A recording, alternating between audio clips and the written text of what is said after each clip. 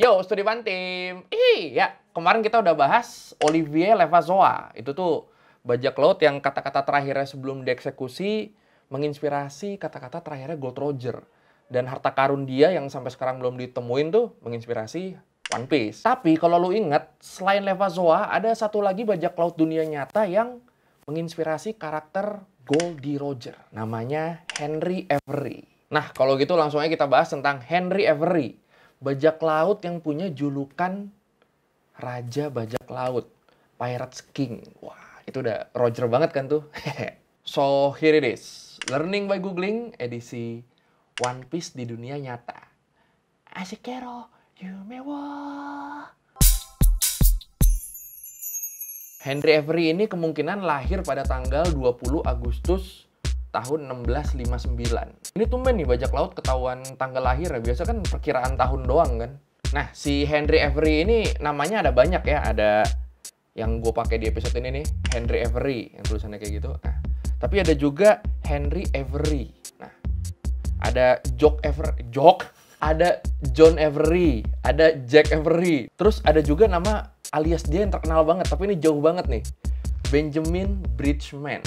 Nama Benjamin Bridgman ini saking terkenalnya tuh sampai ada julukannya, Long Ben. Kok bahasa Indonesia Ben si panjang? Aneh. What is your real name? Tapi coba lu cek nama yang terakhir tadi deh. Benjamin Bridgman. Ben Bridgman. Ben Beckman. Nah, mirip ya? Ya katanya sih nama Ben Beckman, wakil kaptennya si Shanks itu emang diambil dari sini. Katanya, cuma gue belum tahu nih confirm apa enggak dari Oda Sensei. Coba kalau ada yang tahu boleh komen.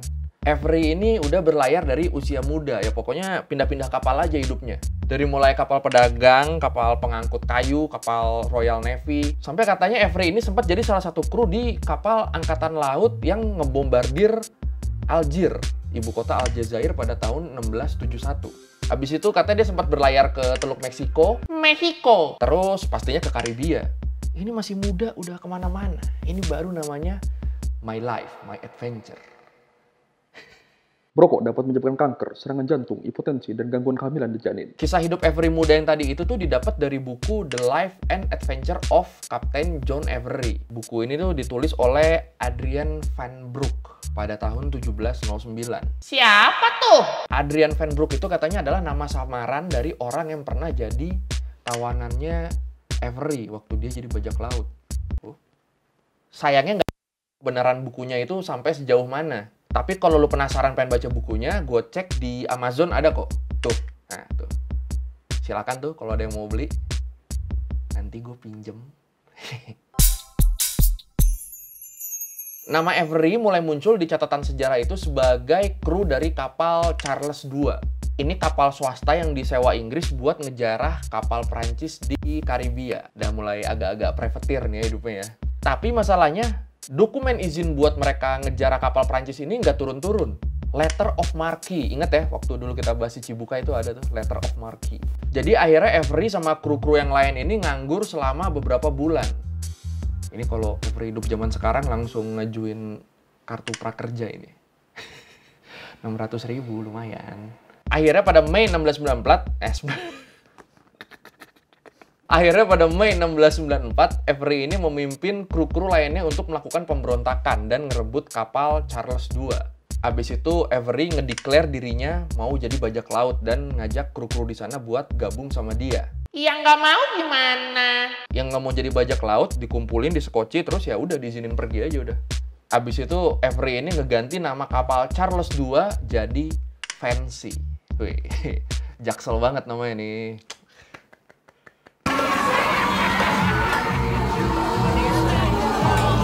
Abis ngedeklar diri tadi, Avery langsung berlayar ke pantai Afrika.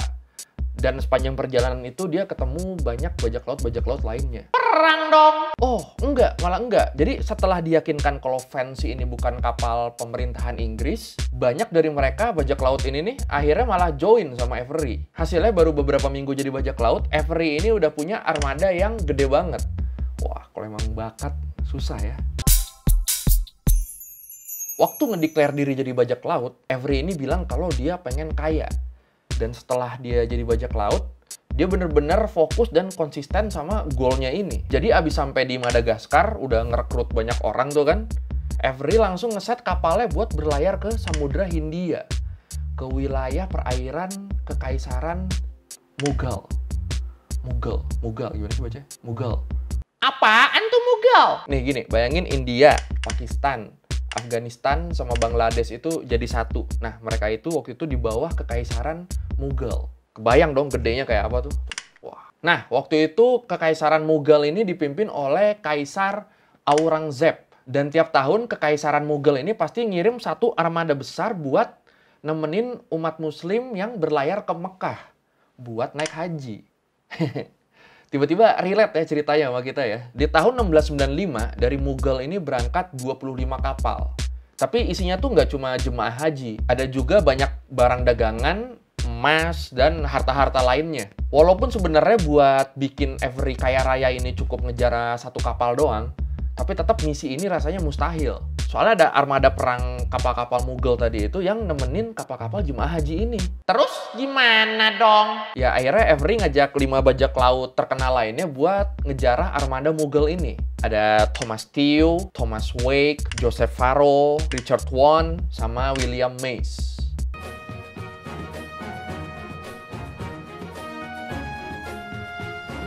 Akhirnya geng-gengnya Avery ini berhasil nyegat armada Mughal. Sebagian kapal Mughal bisa lari kecuali satu kapal pengawal. Katanya sih setelah baku tembak yang bentar doang, kapal pengawal ini langsung menyerah. Dan dibiarin pergi abis ngasih uang sebesar 50.000 pound sterling ke Avery. Ya lumayan ya, panglaris ya di awal ya. Abis dapat uang panglaris, Avery langsung berangkat ngejar armada Mughal yang kabur tadi kan. Dan langsung ketemu sama kapal utama punya Kaisar Mughal. Nama kapalnya itu Ganj-i-Sawai. Kapal ini tuh bener-bener beda sama kapal-kapal yang lain. Katanya sih waktu itu dia merupakan kapal terbesar di seluruh India. Waduh, segede apa tuh? Persenjataannya udah pasti lengkap. Ditambah pengawal-pengawal di sekelilingnya ya harusnya Avery udah nggak mungkin menang kan? Difficult, not impossible. Nah, walaupun musuhnya udah seimba itu, gambler banget. Ya pokoknya walaupun musuhnya udah semengerikan itu, tapi Avery nggak takut, dia tetap nekat nyerang. Nah ini gue nggak tahu apakah karena hoki atau Avery beneran jago ya. Tapi tembakan meriam Avery yang pertama itu langsung ngerobohin tiang utama dari kapal Ganj-i-Sawai tadi. Menurut lu gimana? Ini emang hoki apa beneran skill? Nah kita putar nih, sudut pandangnya dikit nih. Bentar aja kita putar dulu. Jadi ahli sejarah India, namanya Kafi Khan, dia ini nyalahin kapten kapal Ganj-i-Sawai, Muhammad Ibrahim. Menurut Kafi Khan, selain nggak kompeten, katanya Muhammad Ibrahim ini sampai nyuruh cewek-cewek budak yang ada di kapal itu buat jadi tamengnya dia. Nah, yang gue bikin penasaran ini, orang begini bisa jadi kapten ini seleksinya gimana? Ya akhirnya kapten armada Mughal ini mati duluan, yang bikin anak buahnya hilang semangat dan nggak terkoordinir lah, akhirnya kalah semua kan. Nah berhasil tuh kan ngalahin semuanya. Katanya hasil rampasan dari penjarahan ini itu Avery dapat sekitar 600.000 pound sterling. Kalau sekarang sih katanya senilai 400 juta dolar. Lalu kalau penasaran di rupiah berapa nih segini nih? Mati gak lo? Penjarahan inilah yang bikin nama Avery jadi legendaris dan dapat julukan Raja Bajak Laut. Wah. Di sisi lain, kerajaan Inggris malah jadi yang ketiban sial. Kok bisa? Ya, jadi Kaisar Mughal ini marah besar gara-gara penjarahannya Avery itu. Akhirnya dia nangkepin petinggi-petinggi perusahaan Inggris yang ada di India Timur. Karena menurut Kaisar Mughal ini mereka pasti berkonspirasi. Wah. Takut ngaruh ke perjanjian dagang mereka, perusahaan-perusahaan Inggris dan kerajaan Inggris ini akhirnya ngeburu Avery secara besar-besaran. Kepala Avery ini dihargain sekitar 1.000 pound sterling. Dan ini jadi bounty bajak laut terbesar sepanjang sejarah. Ini 1.000 pounds ini kalau ke Bali jadinya berapa ya? Abis penjarahan legendaris tadi, Fancy, kapalnya Avery, langsung berlayar ke Pulau Bourbon. Lu kalau sering denger nama Pulau Bourbon tiap gue bahas bajak laut tuh wajar ya, soalnya Pulau Bourbon tuh kayak apa ya? Kayak safe haven-nya bajak laut dunia gitu. Di situ Avery dan krunya misah dan hilang, udah nggak ada kabar, hilang beneran hilang. And it's gone. Ya walaupun akhirnya menghilangnya nggak jelas kemana, tapi cerita keberhasilan Avery dalam ngejarah armada Mughal tadi menginspirasi bajak laut generasi berikutnya yang waktu kejadian mungkin masih kecil. Mereka dengar cerita terinspirasi, pengen jadi bajak laut. Sosok-sosok yang terinspirasi itu kayak Blackbeard ya, terus Bartholomew Roberts, Calico Jack, Samuel Bellamy, Edward Lowe, dan masih banyak lagi lah pokoknya lah. Nama-nama tadi tuh yang gue sebut tuh banyak tuh yang jadi referensi karakter One Piece. Nextnya mau bahas yang mana? Silakan pilih namanya.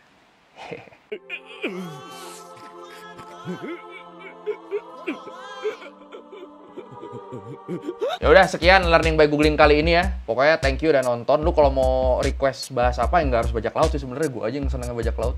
Kalau ada tokoh-tokoh lain yang penasaran pengen lu bahas atau kejadian atau tempat juga bisa pokoknya. Pokoknya lu tulis aja di komen, kita diskusi di situ. Oke, pokoknya ditunggu request-nya ya. Jangan lupa like, comment, subscribe, di-share ke teman-teman lu yang suka One Piece juga nih, biar tahu kalau One Piece itu nggak cuma ngayal, tapi referensi sejarahnya tuh banyak. Oke, thank you, bye. Terakhir